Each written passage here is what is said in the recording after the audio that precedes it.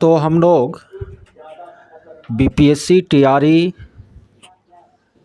की तैयारी के अंतिम चरण में घटना चक्र पब्लिकेशन से बीपीएससी प्रीवियस में जो क्वेश्चन पूछे गए हैं उनको रिवीजन कर रहे हैं और ये 3 से 4 दिन में क्या करना है, पूरा करना है। और ये आप लोगों के बीपीएससी एग्ज़ाम के लिए क्या साबित होगी, रामबाण साबित होगी ना। तो कल जो है एक क्लास में फिजिक्स का आधा क्वेश्चन करवाए थे, फिर दूसरे क्लास में बायोलॉजी का आधा क्वेश्चन करवाए थे। अभी फिजिक्स का जो आधा बचा हुआ है उसको हम क्या करेंगे, पूरा करेंगे। बताइए, एक सामान्य शुष्क सेन में विद्युत अपघट्ट के रूप में क्या रहता है। एक सामान्य शुष्क सेन में विद्युत अपघट्ट के रूप में क्या रहता है। ऑप्शन है जस्ता, सल्फ्यूरिक अम्ल, अमोनियम क्लोराइड, मैग्नीज डाइऑक्साइड। क्या होगा, अमोनियम क्लोराइड। विद्युत अपघट्ट के रूप में अमोनियम क्लोराइड या जिंक क्लोराइड का सामान्यतः शुष्क सेन में उपयोग होता है। डायनेमो यांत्रिक ऊर्जा को, गलत, विद्युत ऊर्जा को यांत्रिक ऊर्जा में, अब मोटर जो है यांत्रिक, डायनेमो यांत्रिक को, अब मोटर विद्युत को यांत्रिक, ठीक है। अच्छा, 100 डेसिबल का प्रबलता स्तर संगत होगा। 100 डेसिबल का प्रबलता स्तर संगत होगा। पहला ऑप्शन है मात्र श्रव्य ध्वनि के, दूसरा ऑप्शन है आम बातचीत के, तीसरा है एक शोरगुल वाली सड़क से आने वाली ध्वनि के, चौथा है एक मशीन शॉप से आने वाले शोरगुल के। बिल्कुल, मशीन शॉप से आने वाले शोरगुल से। एक क्षैतिज वृत्त में स्थिर चाल से घूम रहे पिंड के लिए कौन सा स्थिर रहेगा। एक क्षैतिज वृत्त में स्थिर चाल से घूम रहे पिंड के लिए निम्नलिखित में कौन अस्थिर रहेगा। वेग, त्वरण, अभिकेंद्रीय बल, गतिज ऊर्जा। गतिज ऊर्जा क्या रहेगा, कांस्टेंट रहेगा, स्थिर रहेगा। कुकिंग ताप पर स्थिर रहने वाला क्लोरीन युक्त कृत्रिम स्वीटनर जिनका रूप तथा स्वाद शक्कर की तरह होता है, निम्नलिखित में कौन सा है। कुकिंग ताप पर स्थिर रहने वाला, कुकिंग ताप पर स्थिर रहने वाला क्लोरीन युक्त कृत्रिम स्वीटनर जिनका रूप तथा स्वाद शक्कर की तरह होता है, कौन सा है। Aspartame, saccharin, sucralose, alitame. Sucralose. क्या होगा उत्तर। कुकिंग ताप पर स्थिर रहने वाला क्लोरीन युक्त कृत्रिम स्वीटनर जिनका स्वाद जो है शक्कर की तरह होता है, उनका नाम क्या है, सुक्रालोज है। सुक्रालोज या चीनी के विकल्प के रूप में प्रयोग में लाया जाता है। दृष्टि की खराबी, निकट दृष्टि को किस नाम से जाना जाता है। हाइपरमेट्रोपिया, प्रेसबायोपिया, ग्लूकोमा, मोतियाबिंद। इनमें कोई नहीं, क्योंकि निकट दृष्टि दोष का अंग्रेजी मायोपिया होता है। क्या होता है, न। और दीर्घ दृष्टि दोष का क्या होता है, हाइपरमेट्रोपिया। निकट दृष्टि दोष में निकट का वस्तु साफ दिखेगा, दूर का वस्तु साफ नहीं दिखेगा, नाम के विपरीत काम होता है। दीर्घ दृष्टि दोष में दूर का साफ दिखेगा, निकट का साफ नहीं दिखेगा। निकट दृष्टि दोष के निवारण के लिए अवतल लेंस से बने चश्मे का और दीर्घ दृष्टि दोष के निवारण के लिए उत्तल लेंस से बने चश्मे का व्यवहार किया जाता है। अवतल दर्पण का प्रतिबिंब कब वास्तविक उल्टा और वस्तु के बराबर होता है? जब अपतन दर्पण के सामने किसी वस्तु को वक्रता केंद्र पर रखा जाता है। कहाँ रखा जाता है? वक्रता केंद्र पर। तो प्रतिबिंब जो है वास्तविक उल्टा और वस्तु के बराबर होता है। अपतन दर्पण में कब प्रतिबिंब आभासी सीधा और वस्तु से बड़ा होता है? तो जब अपतन दर्पण में वस्तु को ध्रुव और मुख्य फोकस के बीच रखा जाता है, ध्रुव और मुख्य फोकस के बीच रखा जाता है, तब जो है प्रतिबिंब काल्पनिक सीधा और वस्तु से बड़ा होता है। याद रखिएगा कि समतल दर्पण में हमेशा आभासी सीधा और वस्तु के बराबर आकार का प्रतिबिंब बनता है। समतल दर्पण में आभासी सीधा और वस्तु के बराबर आकार का प्रतिबिंब बनता है न। उत्तल दर्पण में, उत्तल दर्पण और अवतल लेंस में, उत्तल दर्पण और अवतल लेंस में काल्पनिक सीधा और वस्तु से छोटा प्रतिबिंब हमेशा बनता है। अवतल दर्पण और उत्तल लेंस में सब तरह का प्रतिबिंब बनता है। वास्तविक उल्टा वस्तु से छोटा, वास्तविक उल्टा वस्तु के बराबर, वास्तविक उल्टा वस्तु से बड़ा, काल्पनिक सीधा वस्तु से बड़ा, सभी प्रकार का प्रतिबिंब बनता है किसमें? अपतन दर्पण और उत्तल लेंस में। ठीक है। फोटो इलेक्ट्रिक सेल जो है किस ऊर्जा को किस ऊर्जा में बदलता है? फोटो इलेक्ट्रिक सेल किस ऊर्जा को किस ऊर्जा में बदलता है? तो फोटो इलेक्ट्रिक सेल जो है प्रकाश ऊर्जा को विद्युत ऊर्जा में बदलता है ना। फोटो इलेक्ट्रिक सेल प्रकाश ऊर्जा को विद्युत ऊर्जा में बदलता है। ठीक है। अच्छा, प्रकाश वर्ष का संबंध किससे है? दूरी से, चांद से, तापमान से, दूरी से। यदि किसी लेंस की शक्ति +2 डायोप्टर हो, +2 डायोप्टर हो, तो उनकी फोकस दूरी कितनी होगी? जब ये आपको डायोप्टर में दिया रहेगा ना, तो 100 में जितना डायोप्टर दिया है उससे भागा दे दीजिए, जितना आएगा उतना सेंटीमीटर हो जाएगा ना। तो लेंस की क्षमता +2 डायोप्टर है, तो 2 से 100 में क्या दीजिएगा? भागा।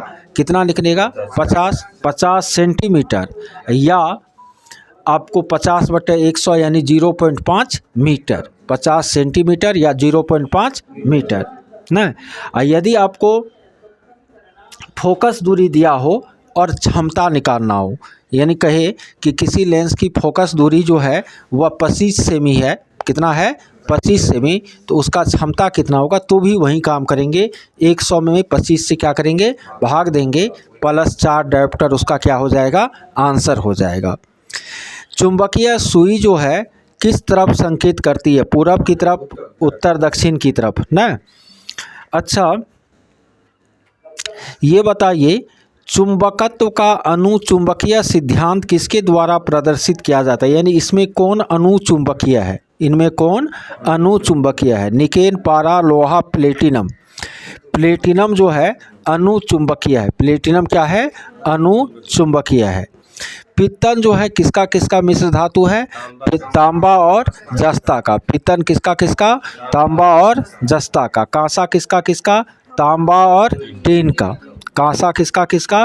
तांबा और टीन का। सोल्डर किसका किसका? टीन और सीसा का। टीन और सीसा का। नाइक्रोम जो है निकेन और क्रोमियम का। नाइक्रोम किसका? निकेन और क्रोमियम का। श्वेत प्रकाश को नली में कैसे उत्पन्न करते हैं? श्वेत प्रकाश को नली में कैसे उत्पन्न करते हैं? पहला विकल्प है तांबे के तार को गर्म करके, दूसरा विकल्प है तंतु को गर्म करके, तीसरा है परमाणु को उत्तेजित करके, चौथा है अणुओं को दोलित करके। क्या होगा उत्तर? तंतु को गर्म करके। श्वेत प्रकाश कैसे उत्पन्न होता है?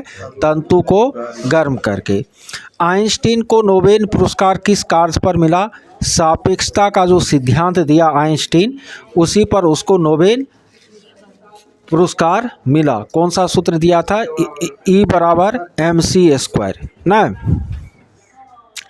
अच्छा, विद्युत उत्पन्न करने के लिए कौन सी धातु का उपयोग होता है? यूरेनियम का, लोहा का, तांबा का, एल्युमिनियम का। चूँकि जो नाभिकीय रिएक्टर होते हैं, नाभिकीय रिएक्टर क्या करता है? नाभिकीय ऊर्जा को विद्युत ऊर्जा में बदलता है। और नाभिकीय रिएक्टर में ईंधन के रूप में किसका इस्तेमाल होता है? यूरेनियम का। नाभिकीय रिएक्टर में ईंधन के रूप में किसका इस्तेमाल होता है? यूरेनियम का। तो यूरेनियम का प्रयोग विद्युत ऊर्जा उत्पन्न करने में होता है। कमरे को ठंडा कैसे किया जा सकता है? पानी के बहने से, संपीड़ित गैस को छोड़ने से, रसोई गैस से, ठोस को पिघलाने से।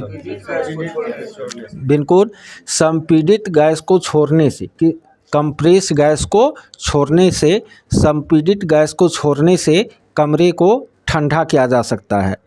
आमतौर पर सुरक्षा फ्यूज लगाने के लिए किनका प्रयोग होता है? टीन और सीसा के मिश्र धातु का। आमतौर पर सुरक्षा फ्यूज में किसका प्रयोग होता है? टीन और सीसा के मिश्र धातु का।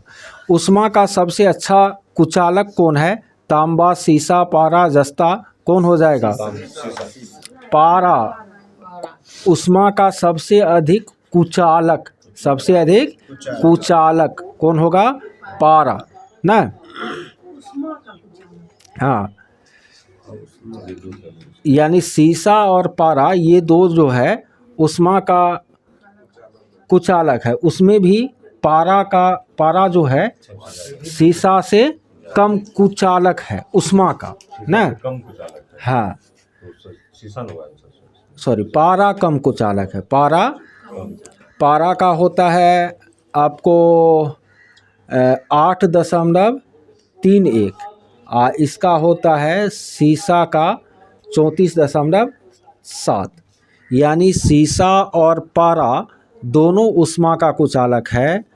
उसमें जो पारा है वह सीसा से भी कम ऊष्मा का क्या है? कुचालक है। ऑडियोमीटर से क्या मापा जाता है? ऑडियोमीटर, ओडोमीटर नहीं है, ऑडियो माने ध्वनि होता है, तो ध्वनि की तीव्रता को ऑडियोमीटर से मापा जाता है। यदि रहेगा ओडोमीटर से क्या मापा जाता है, तब दूरी को, ओडोमीटर से दूरी को, ऑडियोमीटर से ध्वनि की तीव्रता को। यदि बल को न्यूटन में और दूरी को मीटर में प्रदर्शित किया जाए तो किया गया कार्य किस में प्रदर्शित होगा? न्यूटन मीटर अर्थात जूल में। किस में? जूल में। 1 न्यूटन मीटर बराबर 1 जूल होता है। अतिचालक का लक्षण है उच्च पारगम्यता, निम्न पारगम्यता, शून्य पारगम्यता, अनंत पारगम्यता। शून्य पारगम्यता। अतिचालक का लक्षण क्या है? शून्य। अतिचालक का लक्षण है शून्य पारगम्यता। अतिचालक का लक्षण है शून्य पारगम्यता। अतिचालक का लक्षण है शून्य पारगम्यता। गर्म करने पर अर्धचालक का प्रतिरोध बढ़ता है, घटता है, वहीं रहता है? पहले बढ़ता है फिर घटता है? घटता है न। गर्म करने पर अर्धचालक का प्रतिरोध क्या होता है? घटता है। सोलर प्लेट में, सोलर भट्ठी में किस दर्पण का प्रयोग होता है? अवतल दर्पण का न। सोलर प्लेट में अवतल दर्पण का। ENT वाला डॉक्टर जो है नाक, कान, गला आदि का जांच करने में किनका प्रयोग करते हैं? अवतल दर्पण का क्या करते हैं? प्रयोग करते हैं न। सोलर कुकर में भी अवतल दर्पण का प्रयोग होता है। टॉर्च में अवतल दर्पण का प्रयोग होता है। मोटरसाइकिल का जो हेड लाइट होता है, आगे वाला लाइट न, या इंडिकेटर जो पीछे में होता है, उसमें किसका प्रयोग होता है? अवतल दर्पण का प्रयोग होता है न। उत्तल दर्पण का प्रयोग कहाँ पर होता है? साइड मिरर में। पश्च दर्पण में उत्तल दर्पण का उपयोग होता है।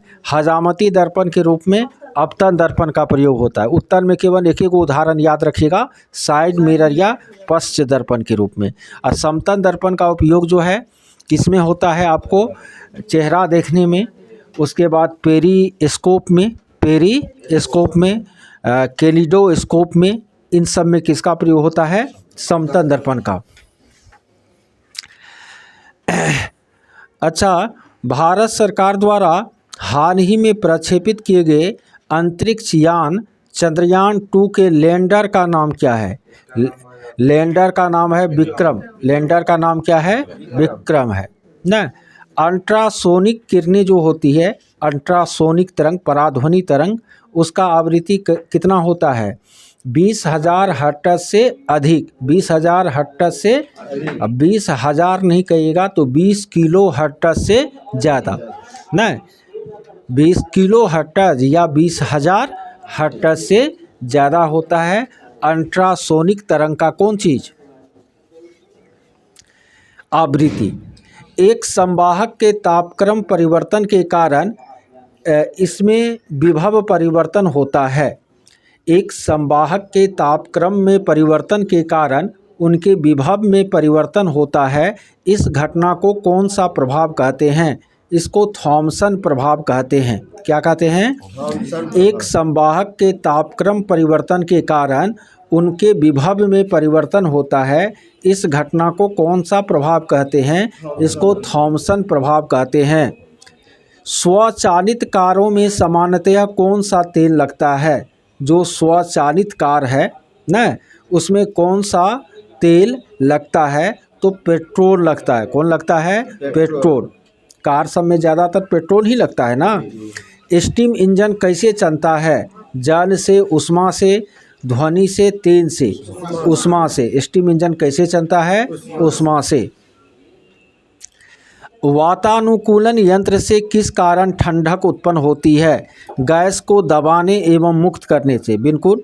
अब ये बताए कि ये जो रेफ्रिजरेटर होता है या किसी कमरे को ठंडा करना है तो गैस को संपीड़ित करना पड़ेगा, उस यानी उसको प्रेशराइज करके तब कमरा में छोड़ना पड़ेगा, तो क्या होगा? रूम ठंडा रहेगा। विंडो या घरेलू क्लीनर या परफ्यूम स्प्रेयर के रूप में इस्तेमाल की जाने वाली स्प्रे बोतल जो है न, वह किस सिद्धांत पर काम करती है? न, स्प्रे जो होता है वह किस सिद्धांत पर काम करती है? तो बर्नौली के सिद्धांत पर काम करती है। किस पर काम करती है? न, स्प्रे मशीन किस सिद्धांत पर काम करती है? बर्नौली के सिद्धांत पर काम करती है। ट्यूब लाइट में प्रकाश किस पर निर्भर करता है? ट्यूब लाइट में प्रकाश ट्यूब का जो ठोस धातु है उस पर निर्भर करता है। ट्यूब लाइट में प्रकाश जो है ट्यूब का जो ठोस धातु है उन पर निर्भर करता है। पंखे की रफ्तार किस पर निर्भर रहती है? पंखे की जो रफ्तार है वह किस पर निर्भर रहती है? वोल्टेज पर, धातु पर, पंखे में एल्युमिनियम पर, पंखे में लोहा पर। पंखे का रफ्तार वोल्टेज पर निर्भर करता है। किस पर निर्भर करता है? न, पंखे का रफ्तार वोल्टेज पर निर्भर करता है। विद्युत चुंबक का कोर बनाने में किनका प्रयोग होता है? नरम लोहा का। विद्युत चुंबक और अस्थायी चुंबक होता है, इसमें नरम लोहा का प्रयोग होता है और अस्थायी चुंबक बनाने में इस्पात का प्रयोग होता है। आधुनिक टेलीफोन किनका उपयोग करता है? आधुनिक टेलीफोन किनका उपयोग करता है? रेडियो तरंगों का, ध्वनि तरंगों का या दृश्य प्रकाश का, चुंबक का? आधुनिक टेलीफोन रेडियो तरंगों का प्रयोग करता है। आधुनिक टेलीफोन रेडियो तरंगों का प्रयोग करता है। घड़ी में समय मापा जाता है क्वार्ट्ज क्रिस्टल द्वारा, हीरा क्रिस्टल द्वारा, सीसा द्वारा, इस्पात द्वारा। क्वार्ट्ज क्रिस्टल के द्वारा घड़ी में समय किससे मापा जाता है? क्वार्ट्ज क्रिस्टल के द्वारा। सीसा का प्रयोग किया जाता है सफाई के लिए, प्रकाश संचरण के लिए, शक्ति के लिए, कमजोरी के लिए। प्रकाश संचरण के लिए सीसा का उपयोग प्रकाश संचरण के लिए किया जाता है न। विद्युत संचरण के लिए उच्च वोल्ट ग्रिड का प्रयोग किया जाता है क्योंकि इससे ऊष्मा की हानि कम होती है। विद्युत संचरण के लिए उच्च वोल्ट ग्रिड का प्रयोग किया जाता है क्योंकि इससे ऊष्मा की हानि कम होती है। एक जिप्टो किसके बराबर होता है? एक जिप्टो, एक जिप्टो 10⁻⁻21 के बराबर होता है। एक नैनो किसके बराबर होता है? 10⁻⁻9 के बराबर होता है। एक माइक्रो किसके बराबर होता है? 10⁻⁻6 के बराबर होता है। एक पिको किसके बराबर होता है? 10⁻⁻12 के बराबर होता है न। एक एंगस्ट्रम किसके बराबर होता है? 10⁻⁻10 के बराबर होता है। एक हेक्टो किसके बराबर होता है? 10⁻2 के बराबर होता है। एक किलो किसके बराबर होता है? 10⁻3 के बराबर होता है। अभी क्या पूछे? एक जिप्टो किसके बराबर होता है? तो 10⁻⁻21 के बराबर होता है। पेंडुलम घड़ी का समयावधि होती है न 1 सेकेंड, 2 सेकेंड, 1 सेकेंड, 1 घंटा, 2 सेकेंड। पेंडुलम घड़ी का समयावधि कितना होता है? 2 सेकेंड। कितना होता है? 2 सेकेंड। बैरोमीटर की ऊंचाई में अचानक वृद्धि किसका सूचक है न। देखिए, अचानक यदि वृद्धि हो रहा है तो ये अत्यंत शुष्क मौसम का सूचक है न। यदि अचानक गिरावट आ जाए तो आंधी और तूफान का सूचक है। यानी अचानक बैरोमीटर का पाठ्यांक ऊपर चले जाए तो वह बहुत ही शुष्क मौसम का उदाहरण है। अचानक पाठ्यांक क्या हो जाए? नीचा गिर जाए न, तो वह आंधी और तूफान का उदाहरण है। यदि धीरे धीरे नीचे गिरे तो वह जो है वर्षा होने की संभावना को क्या करती है? व्यक्त करती है। अच्छा, बहुत ठंड मौसम में पानी का डैश जलीय जीवन को संरक्षित करने में मदद करता है। बहुत ठंड मौसम में पानी का डैश जलीय जीवन को नाई की दुकान में 2 समतल दर्पण जो है, ठीक है, रखे जाते हैं। एक दूसरे के समांतर, एक दूसरे के लंबवत, 45 डिग्री के कोण पर, 60 डिग्री के कोण पर। नाई की दुकान में 2 अपतन दर्पण जो है कैसे रखे जाते हैं? एक दूसरे के समांतर रखे न, समांतर न। नाई की दुकान में 2 समतल दर्पण एक दूसरे के समांतर रखे जाते हैं। बिल्ली की आवृत्ति का विस्तार कहाँ से कहाँ तक होता है? ये आपको 45 हर्ट्ज से 64 किलो हर्ट्ज तक होता है। बिल्ली का नहीं, सुनने की आवृत्ति है न, 45 हर्ट्ज से 64 किलो हर्ट्ज तक, ठीक है। ये बिल्ली का जो है सुनने की आवृत्ति का विस्तार होता है।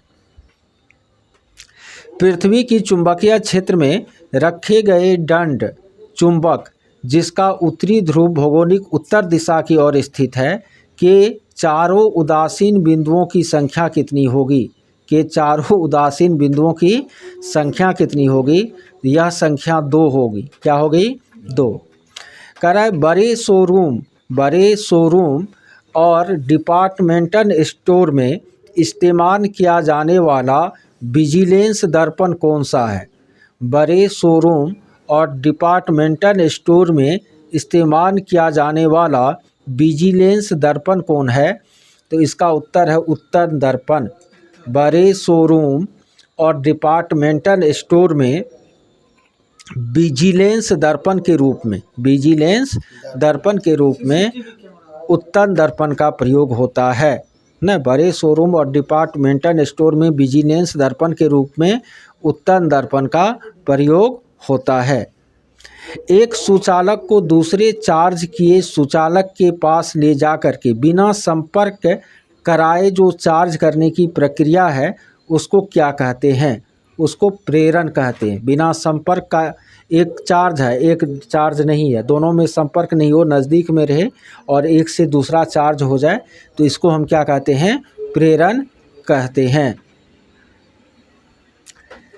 ठंडक के दिनों में लोहे के गुटकों और लकड़ी के गुटकों को प्रातःकाल छुए तो लोहा का गुटका ज़्यादा ठंडा लगता है ना। लकड़ी और लोहा में लोहा का टुकड़ा यदि छुइएगा तो ज़्यादा ठंडा लगता है। क्यों? तो इसलिए लगता है क्योंकि लकड़ी की तुलना में लोहा ऊष्मा का अच्छा चालक है। लोहा जो है ऊष्मा का अच्छा चालक है लकड़ी की तुलना में। तो जो जितना अच्छा चालक रहेगा वह उतना ही ज़्यादा गर्म भी होगा और उतना ही ज़्यादा ठंडा भी होगा ना। एक पंखा गर्मी के मौसम में आराम की अनुभूति पैदा करता है। क्यों? वाष्पीकरण के कारण। हमारा पसीना जो वाष्पित होता है ना, इस कारण जो है पंखा में गर्मी में आपको आराम लगता है ना। यदि कमरे में रखा रेफ्रिजरेटर का दरवाज़ा खोल दे ना तो क्या होगा?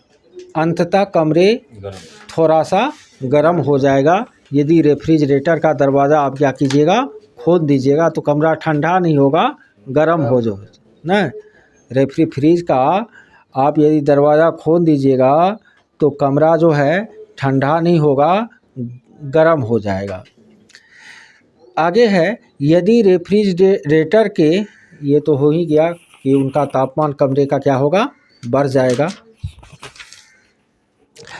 अच्छा ये बताइए, दो उत्तरोत्तर श्रृंग या दो उत्तरोत्तर गर्त के बीच की दूरी क्या कहलाता है?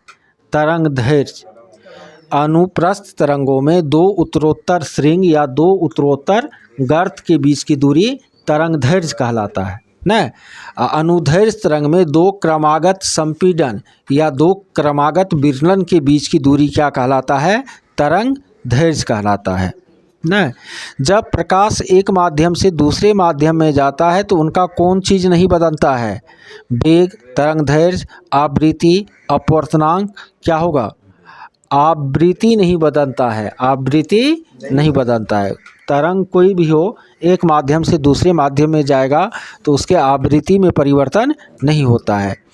पढ़ने में काम आने वाला ग्लास लेंस किस प्रकार का लेंस होता है? आवर्धक लेंस जो प्रकाश बक्स सब में देता है उसमें उत्तल लेंस होता है। कौन सा लेंस होता है ना?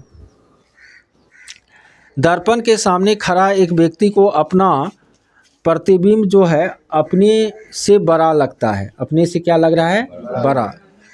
तो अपने से बड़ा जो है हमेशा अपतन दर्पण में, क्योंकि उत्तन दर्पण हमेशा छोटा और समतन दर्पण हमेशा बराबर। तो अपने से बड़ा प्रतिबिंब उसको महसूस हो रहा है दर्पण के सामने खड़ा होकर, तो कौन सा दर्पण होगा? अपतन दर्पण। ध्वनि का हवा में वेग कितना होता है? लगभग 330 मीटर प्रति सेकेंड। ध्वनि का हवा में वेग लगभग 330 मीटर प्रति सेकेंड होता है ना। और प्रकाश विकिरण जो है उसकी द्वैत प्रकृति होती है, वह तरंग का भी गुण प्रदर्शित करता है और कणिका का भी गुण प्रदर्शित करता है। आकाश का रंग नीला होता है न प्रकाश के प्रकीर्णन के कारण। पानी का घनत्व अधिकतम कितने तापमान पर होता है? 4 डिग्री सेल्सियस पर।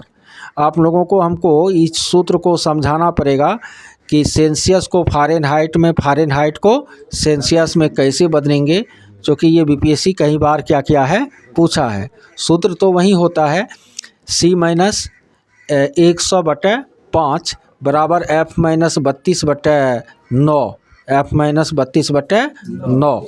ठीक है, सूत्र ये होता है, बता देंगे आप लोगों को। अच्छा, बर्फ़ का टुकड़ा पानी में लबालब तैर रहा है, यदि टुकड़ा पिघल जाए न तो क्या होगा?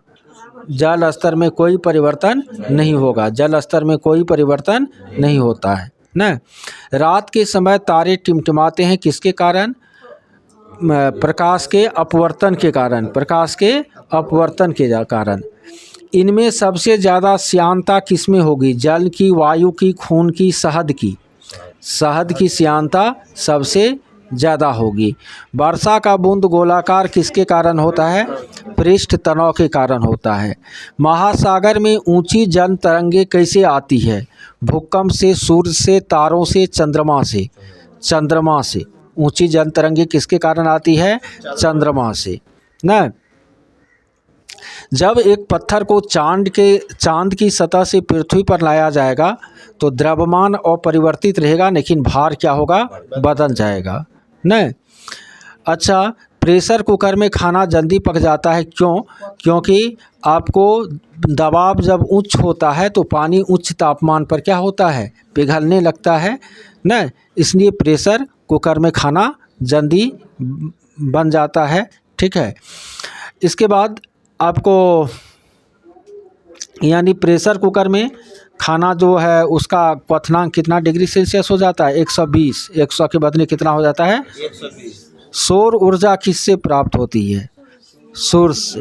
अब कहिएगा ये क्वेश्चन क्यों दिया, तो ये स्टूडेंट को कंफ्यूज करने के लिए, बहुत आसान क्वेश्चन भी कभी कभी दे देता है कि स्टूडेंट कंफ्यूज हो जाएगा कि सूर्य से होता है कि समुद्र से कि हवा, कोनो कारण तो इसमें न है ना, इसमें भी लोग क्या करते हैं, गलती कर देते हैं। ठीक है, विद्युत चुंबकीय तरंग का वेग कितना होता है, तो जो प्रकाश तरंग का वेग होता है, चूंकि प्रकाश एक विद्युत चुंबकीय और अनुप्रस्थ तरंग है ना, तो 3 × 10⁸ मीटर प्रति सेकेंड या 3 × 10⁵ प्रति सेकेंड। प्रथम भारतीय उपग्रह आर्यभट्ट जो है कब छोड़ा गया था, 19 अप्रैल 1975 को। 19 अप्रैल 1975 को। एसी करंट किसके द्वारा उत्पन्न होता है, डायनेमो के द्वारा। एसी करंट किसके द्वारा उत्पन्न होता है, डायनेमो के द्वारा। धारा घनत्व जो है एक सदिश राशि है। धारा घनत्व क्या है, एक सदिश राशि है।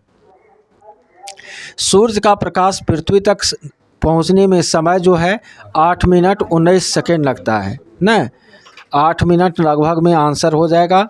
ठीक है, सूर्य का प्रकाश पृथ्वी तक पहुंचने में 8 मिनट 19 सेकेंड ना। बल्ब में फिलामेंट के रूप में टंगस्टन का प्रयोग होता है। बल्ब में फिलामेंट के रूप में टंगस्टन का प्रयोग होता है। ट्रांजिस्टर में किसमें, ट्रांजिस्टर में अर्धचालक के रूप में जर्मेनियम का इस्तेमाल होता है। ट्रांजिस्टर में अर्धचालक के रूप में जर्मेनियम का इस्तेमाल होता है। ठीक है, अच्छा, निम्नलिखित में कौन वैकल्पिक ऊर्जा का सबसे बड़ा भंडार है, सौर ऊर्जा, ज्वारीय ऊर्जा, परमाणु ऊर्जा, भूउष्मीय ऊर्जा। सौर ऊर्जा सबसे बड़ा भंडार कौन है, सौर ऊर्जा। परमाणु बम किस सिद्धांत पर काम करता है, और नियंत्रित नाभिकीय विखंडन के सिद्धांत पर। हाइड्रोजन बम नाभिकीय संलयन के सिद्धांत पर। इनमें कौन नोवेन गैस नहीं होती, हीलियम, नियॉन, आर्गन, रेडॉन। तो रेडॉन जो है वह आपको नोवेन गैस है, लेकिन हवा में नहीं पाया जाता। क्वेश्चन हम गलत पढ़ दिए, हवा में कौन सी नोवेन गैस नहीं होती है, तो रेडॉन। वैसे नोवेन गैस तो 6 गो है, helium, neon, argon, krypton, xenon और radon. Helium, neon, argon, krypton, xenon और रेडॉन। कौन सा नोवेन गैस हवा में नहीं पाया जाता, तो रेडॉन। कौन सा आपको हवा में नहीं पाया जाता, रेडॉन। हवा में सबसे ज़्यादा मात्रा में कौन अक्रिय गैस पाया जाता है, आर्गन। कौन, आर्गन। ठीक है, इनसेट 2A कब छोड़ा गया था, 1992। 10 जुलाई 1992 को इनसेट 2A छोड़ा गया था न। इसको 75 में, किसको, आर्यभट्ट को न। अच्छा, प्रयोगशाला में विकसित हीरे के संदर्भ में हीरे के बीज के रूप में, प्रयोगशाला में जो हीरा बनाया जाता है तो वो किससे बनाया जाता है, ग्रेफाइट से। किससे बनाया जाता है, बुलेट प्रूफ जैकेट बनाने में जो उपयोग किए जाने वाला फाइबर है उस फाइबर का नाम क्या है, Kevlar. Kevlar. Bullet proof jacket में जिस फाइबर का प्रयोग किया जाता है उस फाइबर का नाम क्या है, केवलर है। क्या है, केवलर न। बुलेट प्रूफ जैकेट में जिस फाइबर का उपयोग किया जाता है उस फाइबर का नाम क्या है, केवलर है। ठीक है,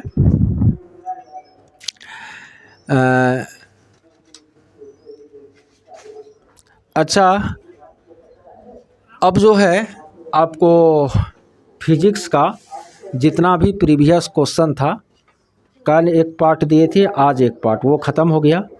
केमिस्ट्री आधा ख़त्म हो गया था। फिर केमिस्ट्री नहीं, बायोलॉजी, और बायोलॉजी का फिर जो शेष हिस्सा है, और केमिस्ट्री का जो है अदर सब्जेक्ट का भी जो है, ठीक है। तो अब दिन के 1 बजे बाद शाम तक लगातार आज आप लोगों को यहाँ पर बैठना है, क्लास करना है, ठीक है। बारी बारी से आज खींचते रह जाएंगे। यदि तुम लोग भी आ पाएगी तो क्या करना, आ जाना, ठीक है।